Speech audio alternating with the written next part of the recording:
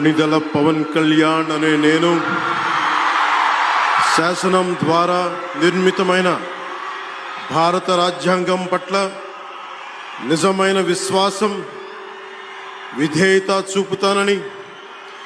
భారతదేశ సార్వభౌమాధికారాన్ని, సమగ్రతని కాపాడుతానని, ఆంధ్రప్రదేశ్ రాష్ట్ర మంత్రిగా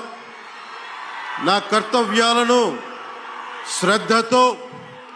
అంతఃకరణ శుద్ధితో నిర్వహిస్తానని, భయం గాని, పక్షపాతం గాని, రాగద్వేషాలు గాని లేకుండా రాజ్యాంగాన్ని,